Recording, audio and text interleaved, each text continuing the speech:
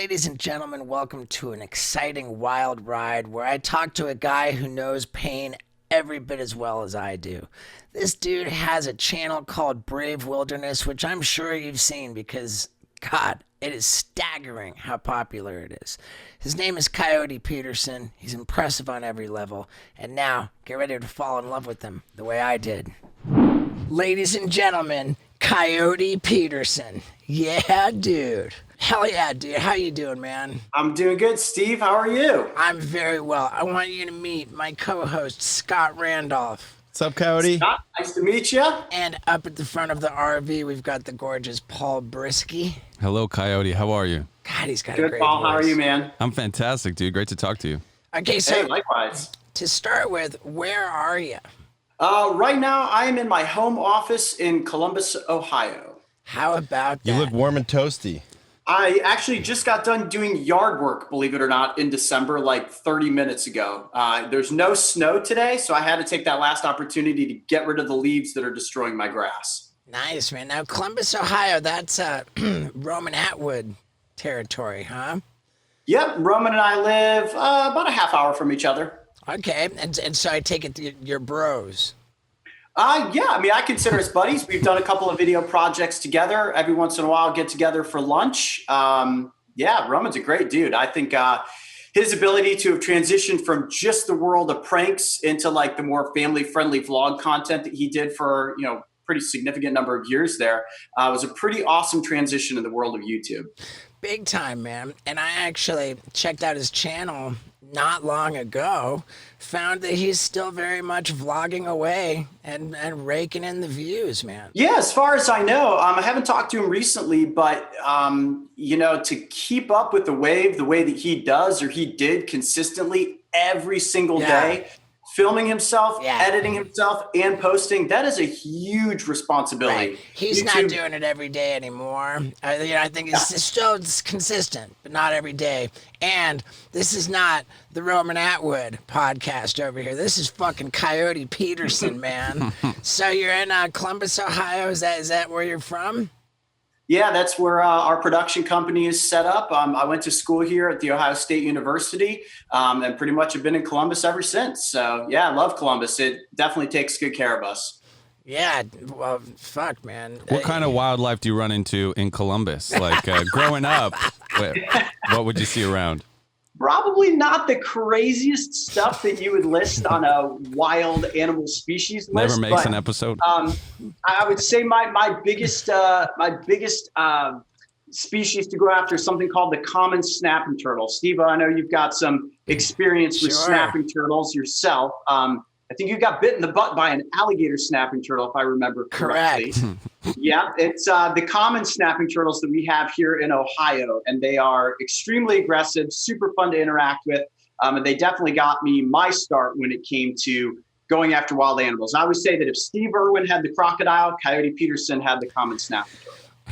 It's got an unfortunate name, common snapping turtle. Is the common snapping turtle the one where his tongue looks like a worm and it attracts No, things? that's the alligator snapping turtle. Man, dude, I posted this crazy fucking guy had a huge snapping turtle, and he went to give it a kiss, and it just clobbered his nose. Is that a common snapping turtle? Yeah, so I know that video you're talking about, and to be honest with you, there must be some aftermath to that episode. There's no way you could get hit in the face like that and bitten by a snapping turtle and not have it just open your face up. So I have a feeling that there's more to that video footage. I wish I could see it because I guarantee you there's blood spilling out of his face seconds after that. Yes, to answer your question, that's a common snapping turtle. It's again an unfortunate name because it should be called like the behemoth, fucking unbelievably badass snapping turtle.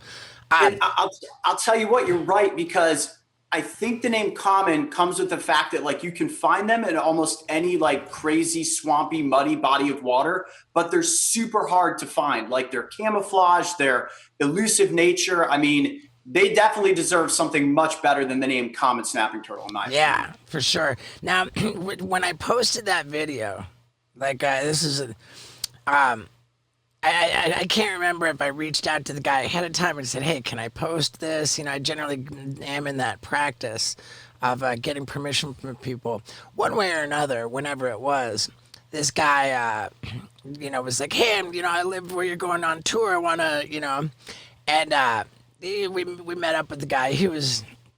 Where was this? He was in the green room, like while we were doing the show, which was kind of weird. And like he was super drunk, and it was like, What city? Was his nose missing? I can't remember. But the thing was that I had people hit me up saying, "Yo, posting that snapping turtle video with the guy, getting his nose bitten was like super uncool of you because as it played out, he was the way he handled the snapping turtle, it drew a lot of criticism. Yeah, they said that that this guy was, it was an inhumane act as it played out, which kind of bummed me out. I never want to. But yeah, that was the story about the aftermath, was that he was cruel but not that his nose was missing or, yeah. I mean, I kind of wish that his nose would have been missing. Anytime I hear somebody mistreats an animal, I'm like, well, I hope that comes back around on you. But hugging a snapping turtle the way that he was, I mean, he probably deserved to get bit in the face. So, hey, careful with turtles. Yeah, dude. Now, I think it's really pretty awesome to think, like, I'm going to try to articulate myself well here. Like, the sting zone, like a lot of the stuff you're doing with the animal attacks is so reminiscent of Wild Boys, of Jackass, the stuff that we do. But like, as I check out your stuff, no part of me feels like, oh man, this guy's fucking like copying our stuff, like I really like the way that you do it, and I really applaud the amount of success that you've achieved through doing that. Well, cool, man. I appreciate that. That means a lot coming from you. I mean, it's very fair to say that I've been a fan of your work and Jackass as a whole since I was in high school. So, you guys certainly have a lot of influence on, I would say, anybody in the YouTube space, to be honest with you, that's capable of making fast-paced, engaging content. You guys sort of set the bar before YouTube was a thing. So I won't lie when I say we studied the formulaic nature of Jackass to be like, okay, how do you keep this thing moving with today and everybody having the attention deficit order that they do, certainly within the realm of TikTok. But even once YouTube, splashed onto the scene, we were really looking at what can we do in the world of animals and adventure that will keep the audience glued on. You know what I mean? Like, certainly Planet Earth was out there, creating these epic wildlife, documentaries. But when Steve Irwin passed away, nobody was engaging with wildlife the way that Steve had. And, of course, Bear Grylls with Man vs. Wild, which is a show that I also love.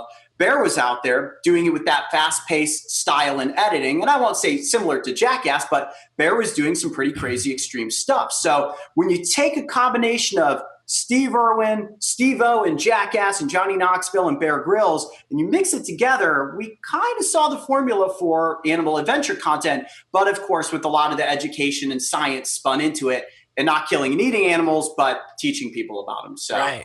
Yeah, there's a lot of homage there to you guys, I would say, in a certain sense. I mean, I pick up on it, and I can be very clear that for all of the kind of like half-ass copycat stuff that's popular, I've never been psyched on it. It's just I want to see stuff that's done well. I want to see stuff that's you do your stuff well, man, and I appreciate that. So, Brave Wilderness, is that your company? Is that? Yeah, so I own a handful of companies, myself and my business partner, Mark. We were very strategic in the way that we set up everything that we do. It's probably important to note that my background is in film, screenwriting, producing, and directing. So I've got a big business background and filmmaking background before I even stepped in front of a camera. To be honest, I was not a person that ever wanted to be in front of a camera. I always wanted to be the guy behind the camera. But then when the idea came about for this animal adventure series, it was like, well, Coyote's the guy that knows a lot about the animals. Probably makes sense for him to be in front of the camera at the same time. So Brave Wilderness is sort of our mothership. And then we've got multiple sub companies underneath the parent company that, are basically each asset of the brand for the most part, between merchandising and the production house and all that. So I guess that's a more long-winded, boring story when it comes to the business side, but we're very strategic in the way that we set everything up. Dude, the video description on the YouTube of this conversation, let's say Coyote Peterson, you take Steve Irwin, you take Steve-O, and fucking Rob Dyrdek, and put them all together. Yeah, Mr. Businessman over here. It's great. When you guys are filming like something with venomous whatever, do you know that you're not going to have an allergic reaction beforehand? Like when you're going to get stung by something, like, because you were worried about anaphylaxis with the murder hornet, or no, he wasn't worried about it. He said it was a possibility. Yeah, to answer your question, the answer is no. I don't ever know, and I think certainly for the audience, that's that one thing. It's just like, A, is this guy really going to go through with this? B, we know that he's going to, and when he does, what's the worst case scenario that's going to happen? But we do a lot of research ahead of time to say, okay, how many people have died from this bite or this sting? What are the odds that that's going to be my card that gets pulled? And then, of course, we always have medical professionals on standby, sometimes on location, sometimes just that we've alerted medical centers in the area that we're filming to say, hey, we're going to do this so if we come rushing to you, this is what happens. So I thought that was we're smart about it. I thought that was a fancy way of saying we do have a cell phone in our pocket. Now, dude, let me tell you something crazy, because it really speaks to Scott's question too. When we were filming Wild Boys, our Jackass spin-off nature show, which was in turns homoerotic and a lot of animal attack kind of stuff, but still brilliant in its own right. I will say I've seen it all, so I'm very well aware. Well, thank you very much. So the short story is that we traveled to every continent on the planet except for Antarctica, and essentially got stung by like scary things on every continent. Traveled the whole world. We did 4 seasons of it. Mm-hmm. That was before Jackass number 2. Now, on Jackass number 2, after 4 seasons of Wild Boys, they came up with the idea to have the guys under a ruse get into a stretch limousine, and then once in the stretch limousine, the doors will be locked. They'll throw in a beehive through the sunroof, and then you're trapped in the bee limousine, right? But somehow there's just a different. Maybe it's because it's a union deal, and maybe because Wild Boys was just half-ass in general. But this was the first time, because it was for the movie, that each and every cast member had to get tested for allergies to bee stings. And so we all get the allergy test for bee stings. And Pontius, who traveled with me getting stung all over the world, came back unbelievably allergic to bee stings. They said he is so allergic, you cannot let him get stung. And we found that out after the fact. And the results from my bee sting test, I don't know why they said it, but they said Pontius is very allergic. Steve-O does not seem to be human. Yeah, so that's why Pontius wasn't in the beehive limo. And it was fucking crazy. Have you ever had one of those tests? It's a great question, no doubt, but not nearly as important as the one I'm about to ask you.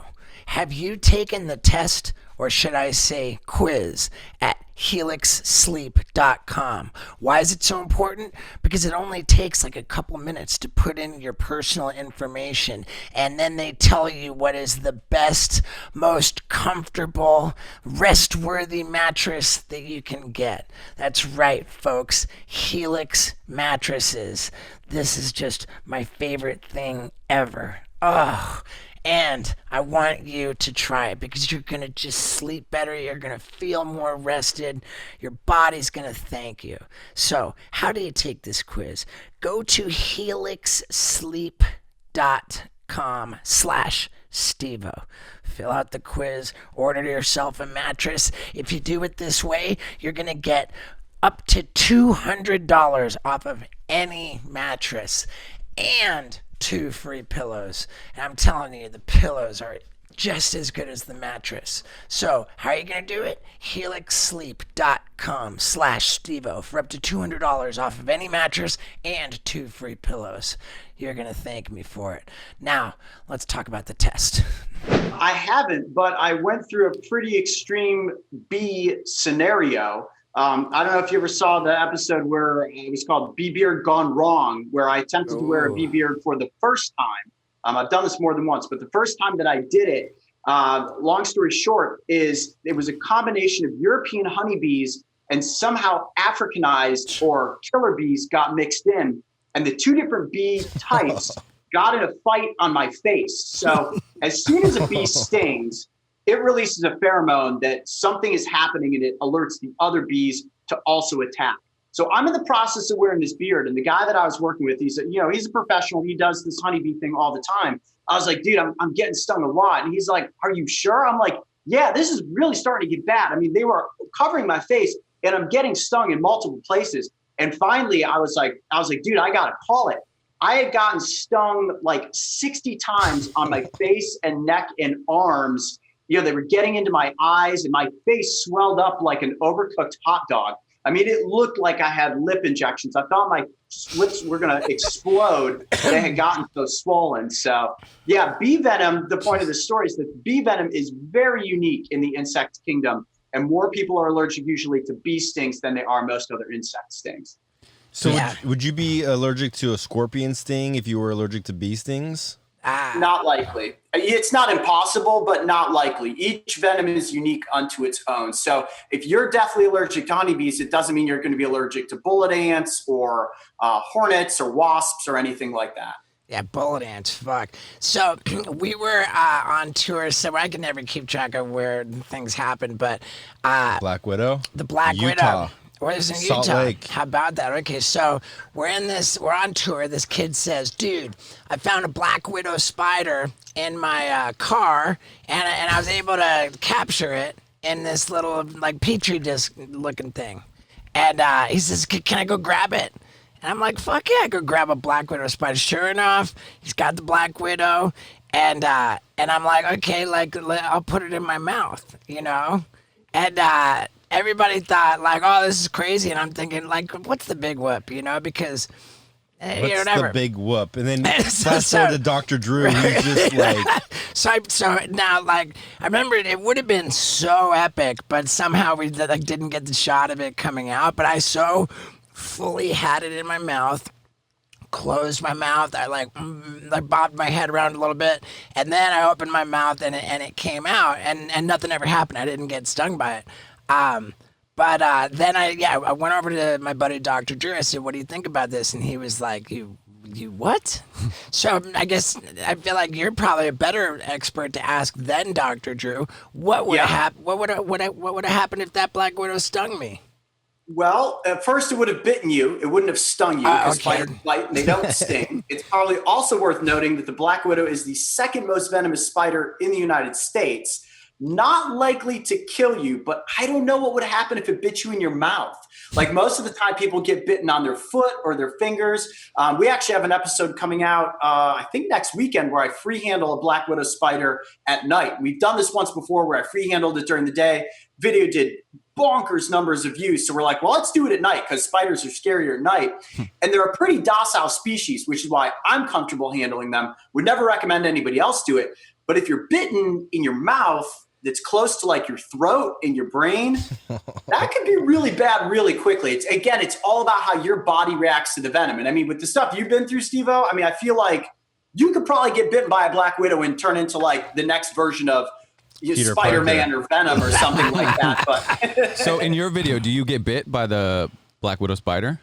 No, absolutely not. No, if you were bitten, what is guaranteed to happen is about 36 to 48 hours of intense pain, vomiting, sweating, cramping in your stomach. It's probably arguably one of the worst like venom non-snake bite scenarios you could go through in the United States. You're going to wish you weren't bitten if you were. And like I said, that's people getting bitten on like their foot or their hand. So in their mouth, yeah, it would have been a bad day for you. And what's the number one? The brown recluse is the poisonous?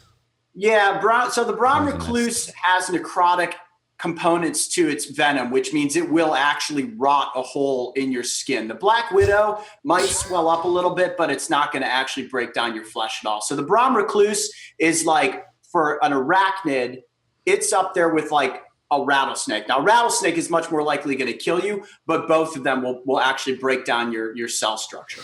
Man, rattlesnakes scare me so much, especially because here my companion Wendy, who's on my lap right now, the idea of if she got bitten by a rattlesnake, and if anything happened to Wendy, like I'm just straight up not gonna be okay.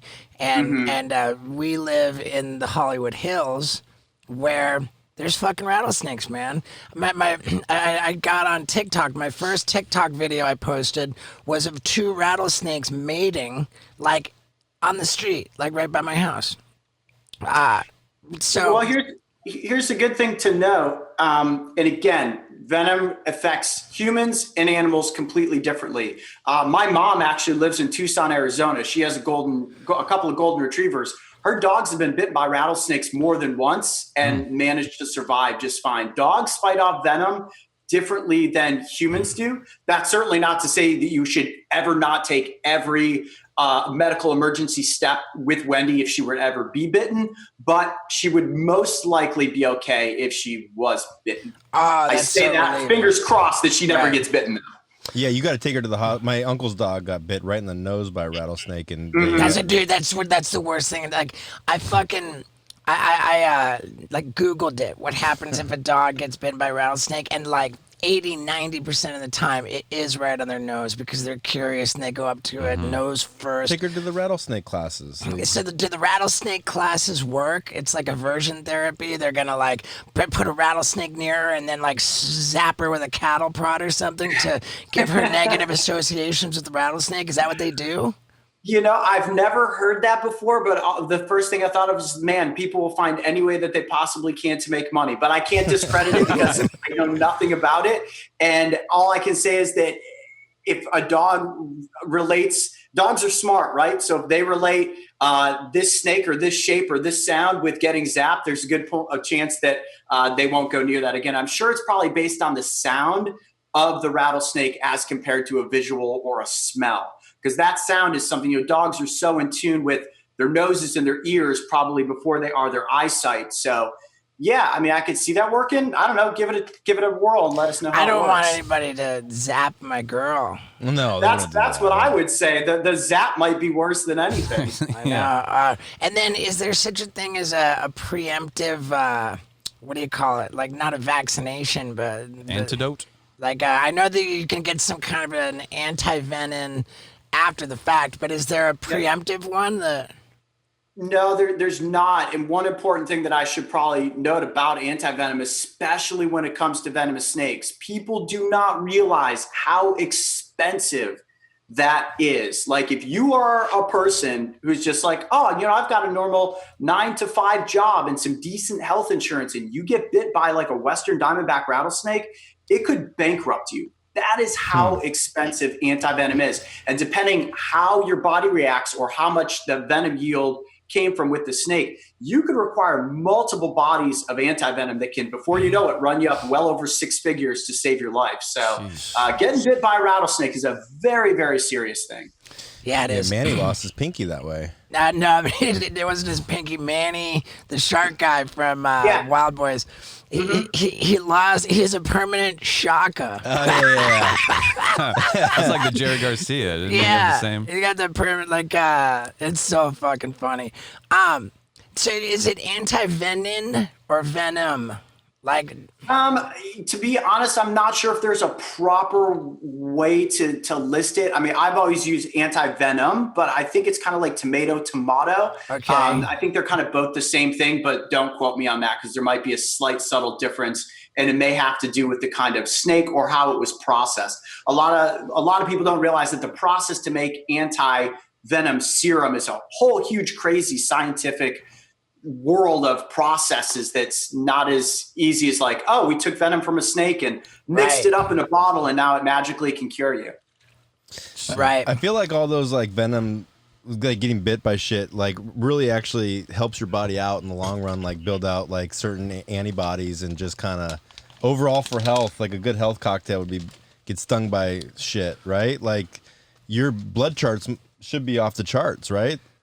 You know, my mom makes that joke with me all the time that maybe like we should take my blood and find out if it has any like magical purposes to like help cure people of other strange things. And I tell her that sounds crazy. But I will say that during the process of, I don't know, 2016 until now, the number of bites and stings and possible infections that I've staved off, I don't know, man, knock on wood, I never get sick. And I do attest some of it to probably my body fighting off these foreign invaders that come in the form of venom or bacteria that gets bitten into my system with stuff. But, you know, Steve, I think it's probably fair to maybe ask you that same question to say, are you somebody that's usually pretty healthy considering the things that you put yourself through, and your natural antibodies fight all that off and build up a resistance? Absolutely, man. I think that as a general rule, the more that we challenge our immune system, the stronger it's going to be. I think that the immune system is very much a muscle,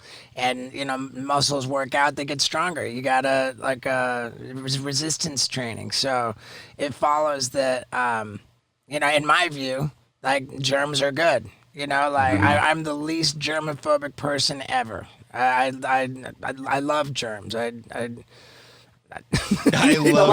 let me ask you this. Let me ask you this. I just have to know, because you have to be the only human in history that's ever been slingshotted into the air in a porta-potty.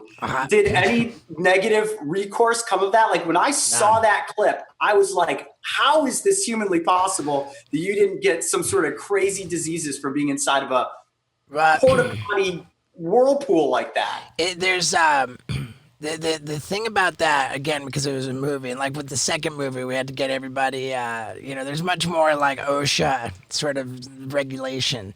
And with the bees, you had to get the allergy test. With the movie, this was the third movie where I did the porta-potty slingshot, and the rule was no human poo.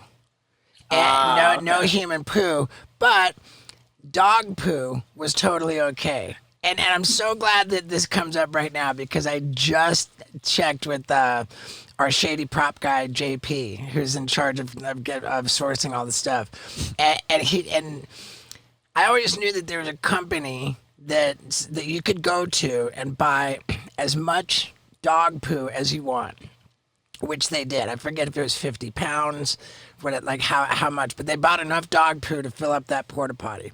And the name of that company, I just checked with JP. The name of that company is We Do Do Do.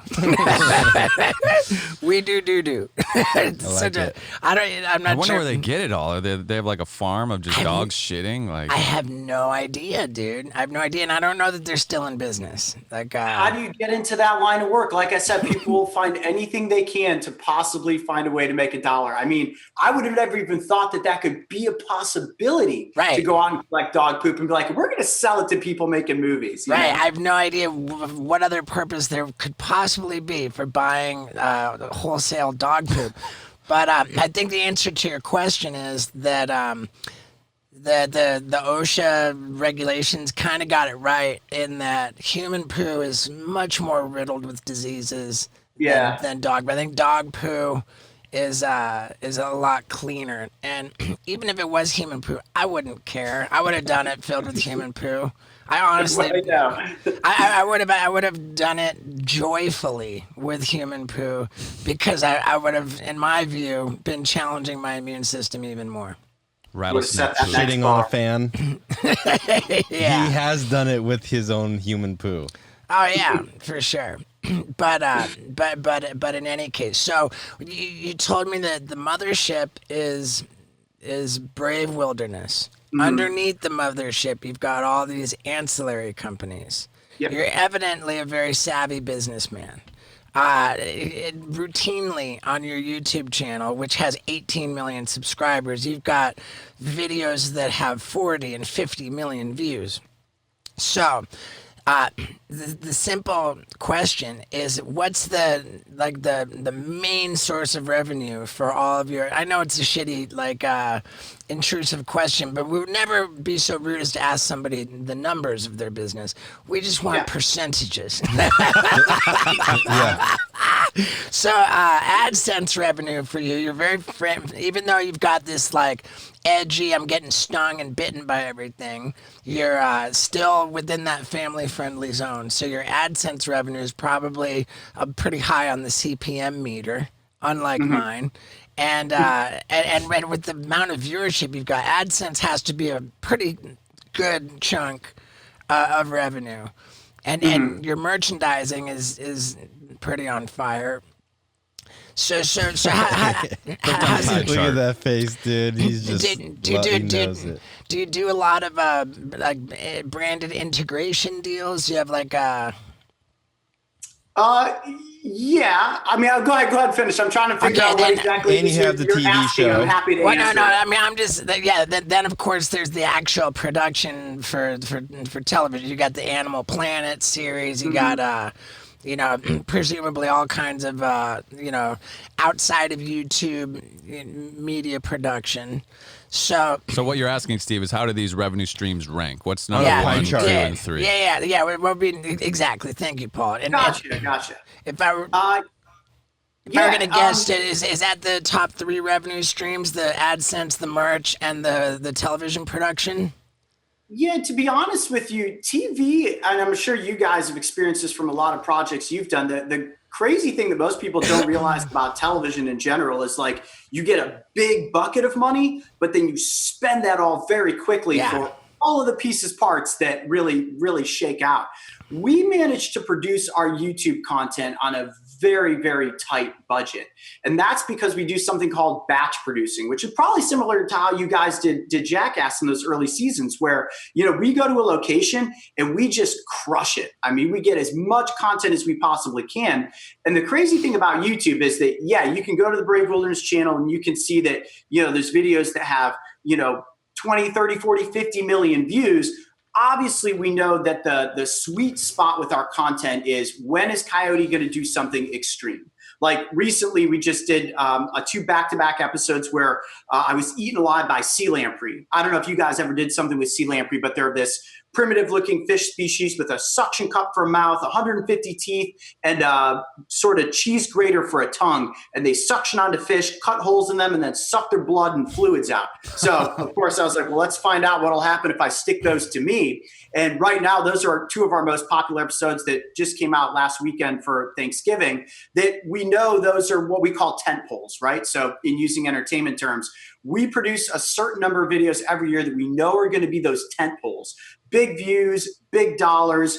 And the way that those work is that the library as a whole is probably the thing that's the most valuable to Brave Wilderness. And when I say the library, I mean the 640 plus videos. What's interesting about animals specifically is that they're golden, they're evergreen. Like it doesn't matter if I made an episode about an American badger in 2014, in 2020, the American badger is the same exact thing and the facts have stayed the same. So all of these videos are constantly getting watched, right? Every single day.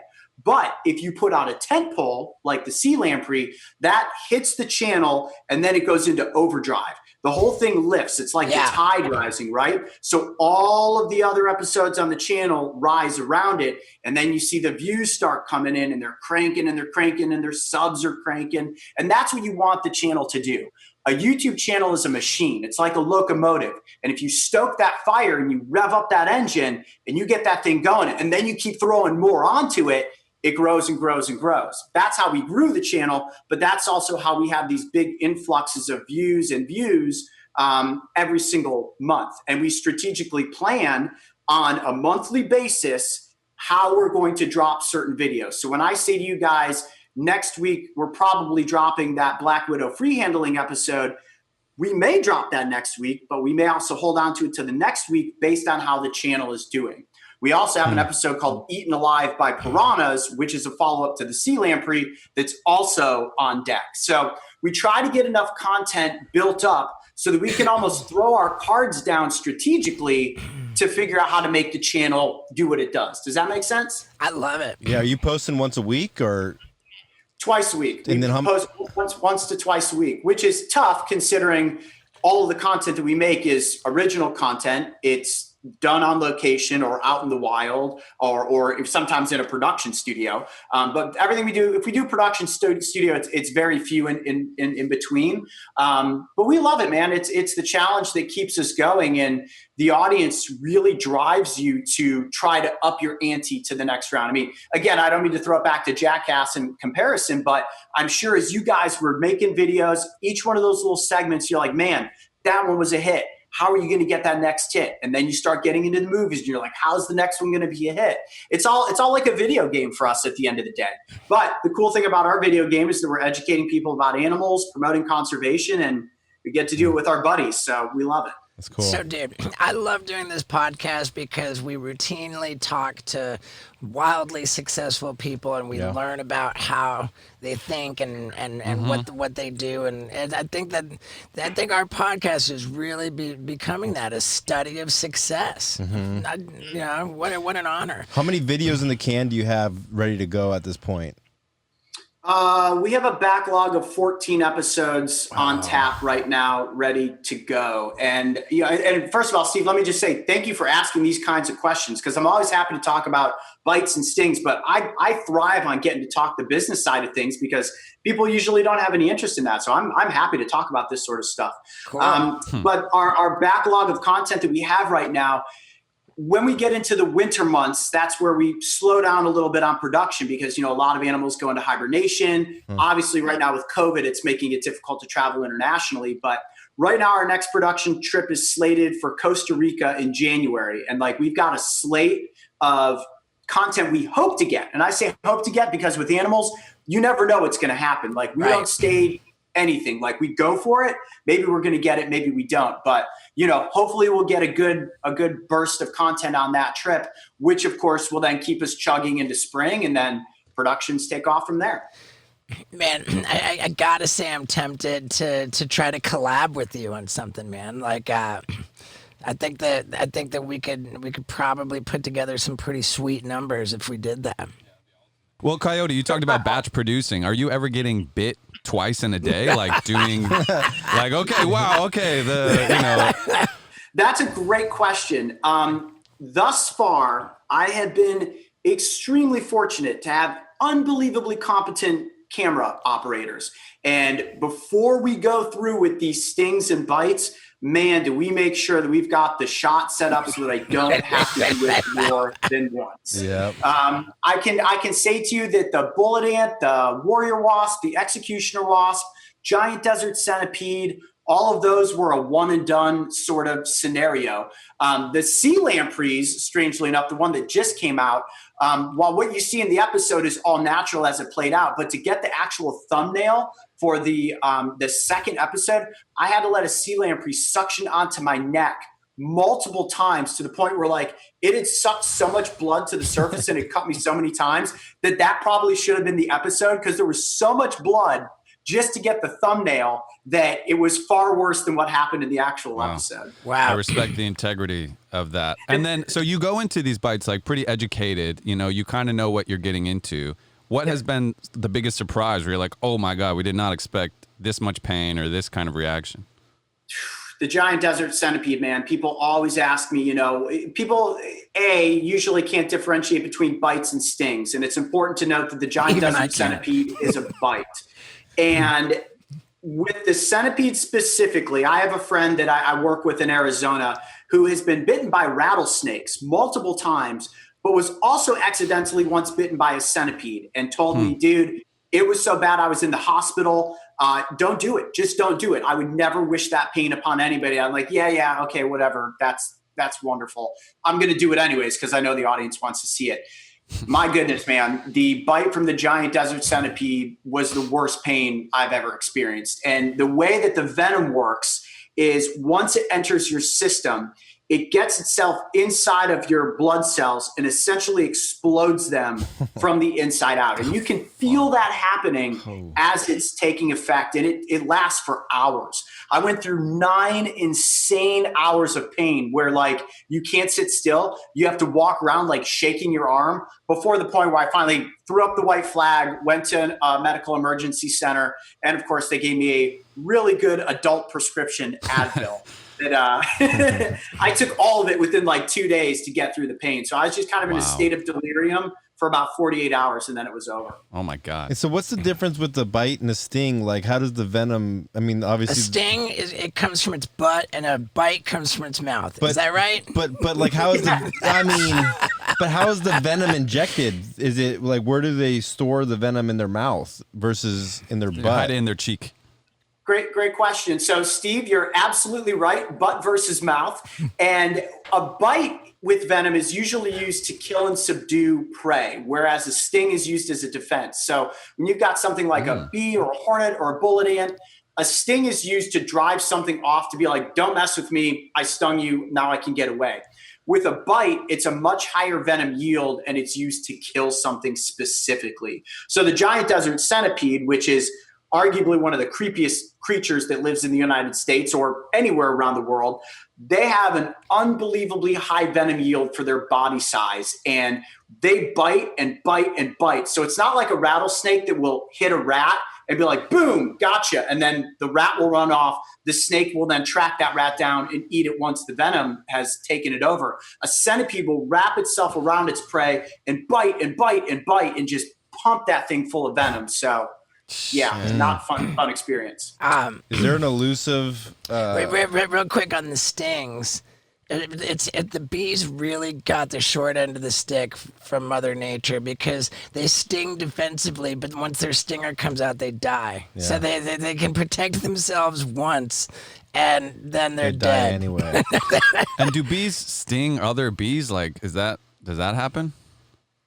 No, not necessarily. So the hive structure of honeybees is a really intricate thing. And yeah, I mean, you're going to feel bad anytime a bee stings and it dies afterwards. But honeybees are literally produced by the tens of thousands every single day. So no, they don't sting necessarily for, each other. But stinger is a modified ovipositor, basically. So that's what the female uses to actually deposit eggs. Male insects don't have stingers, which is a pretty important thing to note, I guess. So it's most of the time, if you're stung by something, I'm not going to say in every instance. There may be some insects that have males with stingers, but 99% of the time, it's a female that's stinging you. Nice. Shit. With it, and it's crazy how, speaking of Mother Nature, like sort of rattlesnakes, it just seems like such fucking overkill. Like, rattlesnake venom is like, come on, they eat rodents. Like, a rattlesnake, that's such like right, where it has the power to kill like a horse. Right. Take a king cobra. A king cobra can kill an elephant. Mm-hmm. Like, what's a king cobra eating that it needs that much venom? What's a rat? Elephant? Like, why do they have such overkill? And it's a good question. I mean, king cobras specifically are labeled the king of snakes because they primarily eat other snakes. When it comes to rattlesnakes, a lot of it just has to do with evolution. I mean, it's fair to say that the rattlesnake is the most highly evolved snake species on the planet. So it's considered a New World snake, right? The United States, like North America and into Central America, that's the only place in the world that rattlesnakes exist. So they've got this defense mechanism that's the rattle, which for most animals that they would face, that warning, like a dog right here or a wild animal, is like, whoa, that's a rattle. I've gotten hit by that once before. I'm never going to get near it again. But the hinged fangs and the venom are such an evolved state as compared to several other snake species. And then they've got those heat sensing pits on the front of their face as well. So basically all they need to do is bite something, and then they can let that thing run off, and then they can just track it down. So it really puts them in this perfect position to not ever get injured when they're battling against their prey. I mean, for a lot of animals, even something like a lion, think of how many lions get killed every year because they get kicked in the face by a zebra. So anytime an animal is able to hit its prey and then that prey is going to run off and the snake's like, yep, got my job done. It's kind of like it's a sharpshooter, it's like a stealth fighter. Mm-hmm. And then they can just track it down. It's already dead when they show up, boom, and they've got their meal. I had never before thought of how many lions die because they get kicked in the face by a zebra. Yeah. That's my first time. Yeah, it's a lot. It's more than you would think. Yeah, I've seen it happen.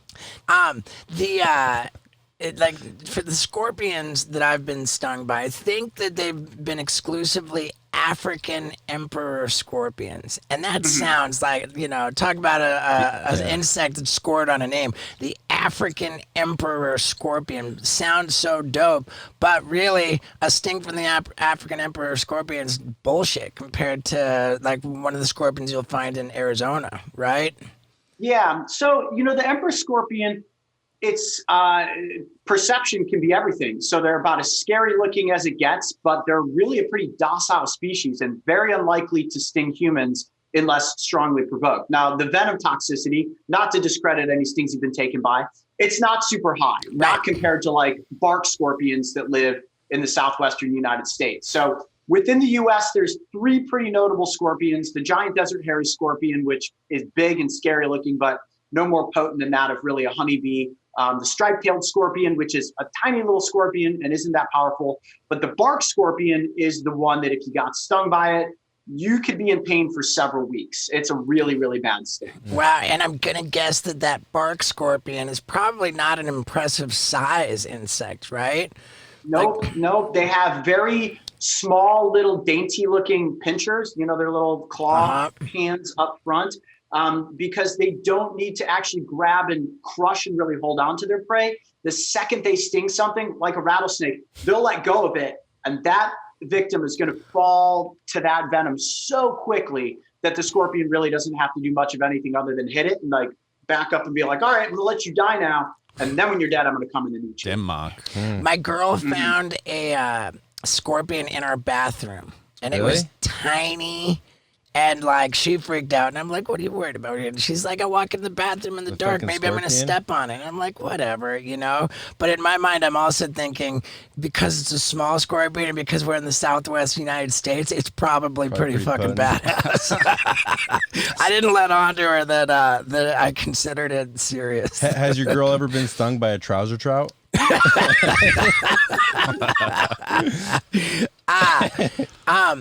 Okay, now, like you said that you've got coming up the eaten alive by piranhas.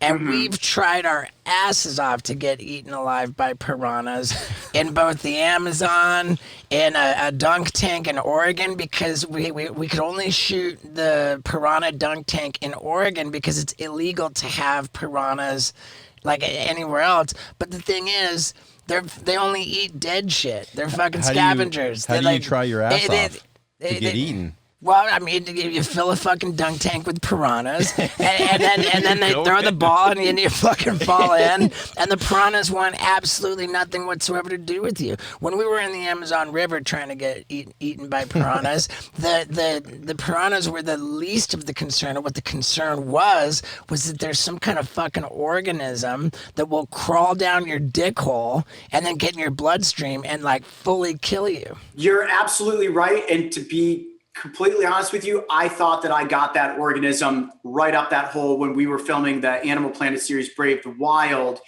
in the Amazon. Well, actually, we're in the Pantanal, so still South America. And not to tangent onto that, because I was in the water with piranhas and filming the Jacqueday caiman, which is a crocodile species that's there. And from peeing in my wetsuit is what ended up happening. I like burnt the inside of my pee tube, but I thought that I got something up in there from swimming around in this mucky water because it was burning when I was peeing. Lo and behold, it was just that you shouldn't pee in your wetsuit when you're all combined together like that, because I guess you can like sear the inside of your urethra from your own pee. Yeah. Didn't know that until it happened, but So I guess that was a long way to get to the question. How did you get any footage out of Piranha when we've been like so? What do you call it? well, let's just say this episode definitely has blood, and I don't want to give away too much, but I will say that it is not what you expect. And you're absolutely right. Piranha want nothing to do with humans, but I Unless they're managed to show dead. you just how sharp the teeth of a piranha are. Don't worry.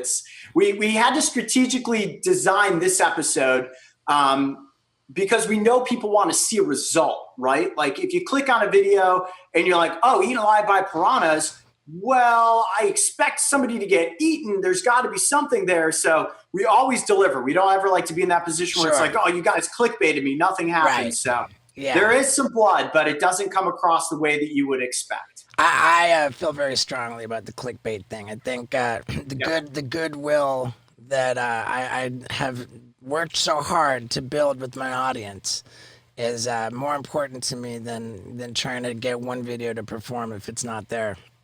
Exactly. Well, and you know that better than anybody. I mean, you guys, for all intents and purposes, created the sense of viral videos. And there are a lot of people that unrightfully so create viral videos that are clickbait. And one of the ways that Brave Wilderness was able to, I think build to the level of success that it did was because we had these great thumbnails and these great titles, and people are like, dude, there's no way this dude's getting stung by this thing or bit by this thing. And then once people would watch one video and they're like, oh man, like that legit happened. And I saw it happen. Right. There's no movie magic here. Then people believed in it. And when you deliver on the promise, which, Steve-O, you and the guys always do, you become legit at that point. So people trust in it. Yeah, my dad raised me with a motto, which is like never over-promise and under-deliver. Mm-hmm. You always want to under-promise and over-deliver. Hence Yeah. the 10 out of 10 shoe. The guy's done. Yeah. All right. Well, I have a question. Oh, sorry, and I Steve. just want to wrap up what I was asking before. Like, if I heard you correctly, AdSense revenue is at the top of the heap, the number one revenue stream. It's up there at the top. Yeah, I would say it's in the top 3 is fair to say. But again, we try to very carefully structure the way that we approach the audience. We do our best to keep it family friendly. We love to be able to educate all generations. I mean, we look at it as like, man, we know kids love animals.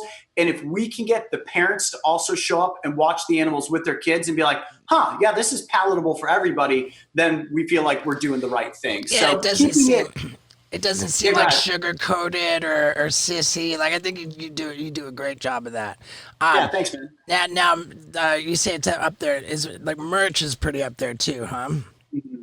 Yeah, the merchandise side of things, it splits off into multiple different tracks beyond merchandise because you could be talking about T-shirts, you could be talking about backpacks, you could be talking about, we've got an entire literary division that we do with books.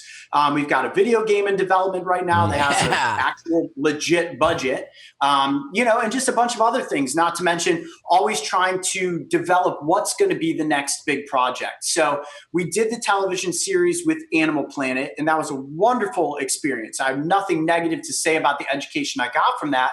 But what we ultimately ended walking away with at the end of the day is like people just really aren't watching conventional cable television the way that they used to. We're not able to reach the audience through cable TV like we can in the digital space. So for us, it didn't make a lot of sense to continue producing a series of that caliber that wasn't reaching enough eyeballs. I think most television networks are pairing up with streaming platforms to get that second window of an audience, like FX on Hulu and such. So They have to now because they 200,000 views just isn't cutting it. So with the physical merch, the T-shirts, the backpacks, the books, are you doing like a monthly drop? Is that like the way that you keep the blood flowing? Like, do you have like a scheduled drop that's as strategic as with your videos? Like, you mean in the realm of merchandise? Yeah, or the physical merch. Is it like a regimented monthly like new item that you work on a schedule like you do with your videos? Not necessarily. I mean, we certainly align things strategically based on holiday season, kids going back to school, people wearing t-shirts during the spring, or, needing backpacks at back to school time versus, in Right. the middle of April when school's about to be over for the year. So, there's obviously, a lot of strategy put behind everything that we do, but not the way that we strategize with the videos, because playing the YouTube game is far different than playing the merchandise game. The merchandise game is you try to keep stuff original and fresh and constantly having something new, and you hope that the audience likes it. I mean, the one thing that, not to sound corny, but I got to give a lot of love to our audience is that, they're consistent. And as long as we can continue producing content and cool stuff for them, they seem to be very happy. So try to keep them happy. Yeah, with the merch thing, it's like you get the double bear construction helmet for spring break. Keep it seasonal. That one's coming out this holiday season. The holiday beer helmet. Yeah, there you go. I like it. And how do you fulfill the orders of the physical merch? Do you have a third party fulfillment center? So we've got an entire merch team that's a part of basically our mothership. It's a subdivision of Brave Wilderness.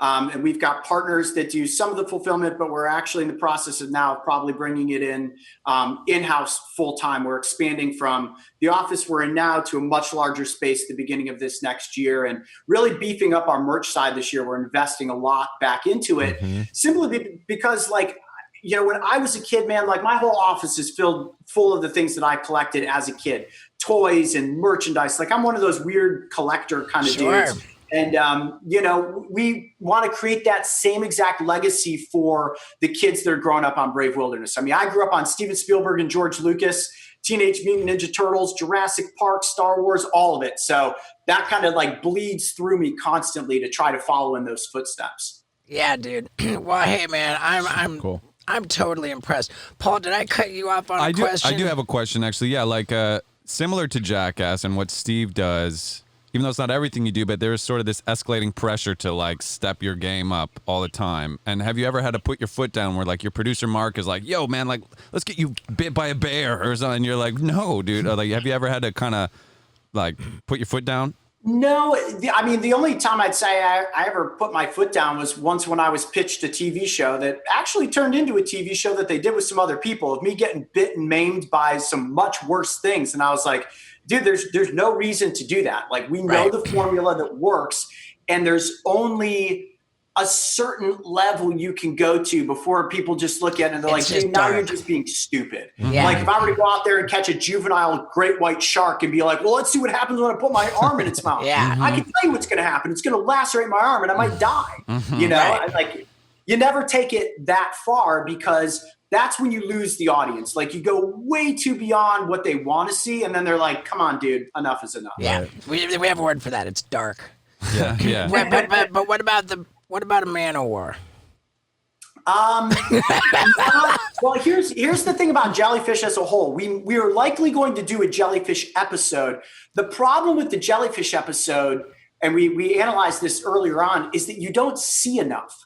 The way that we've really gotten a lot of these episodes to be those viral hits is, I'm going to throw it back to Steven Spielberg and that movie magic, right? That edge of your seat suspense with the editing and the music and the sound effects. And you're like, man, I'm going to see this happen. It's that car wreck moment that people want to experience, where they look like this. They're like, is there a dead body? They want to see that moment of me getting stung or bit. With a jellyfish, it's just a sensation. Just like saying, Coyote, are you ever going to get sprayed by a skunk? Well, we thought about it, except for the fact that nobody watching can smell what that looks like. And then I just have to suffer through it for multiple days. So there are strategic moves that we have made for things that we've not done, simply because the audience wouldn't get enough payoff. Yeah. With that said, my top performing YouTube video of all time is the Peruvian jellyfish. And really? It's interesting too, because my dad makes this point a lot, that there's some certain things, it's like, how bad is it really? And how much does it connect with the audience? Sometimes things are wildly successful and they weren't really that bad. Sometimes things are fucking awful and nobody cares. Like, for example, I jumped out of this sea glider aircraft into the ocean with no parachutes, going like booking it. Like, the wind was knocked out of me. I thought I hadn't turned. Nobody cared. Nobody. But then with the Peruvian jellyfish, it was not a man of war. It wasn't like one of these super crazy box jellies. It was a moon jelly, but it was a large moon jelly, and I pulled it out of the ocean. I said it was the jellyfish sombrero. So it was sombrero, and then I plopped it on my head, where it's just like you've got it covering your head, like, and it's like it's immediate the reaction to it. So that was one that really connected. People were just, oh my god, I can't believe the visual of it all covering my whole head was, and they have the association with jellyfish of the box jelly of the man of war. So they think of jellyfish as gnarly when in fact a moon jelly is not that fucking gnarly. So that was a big win for me.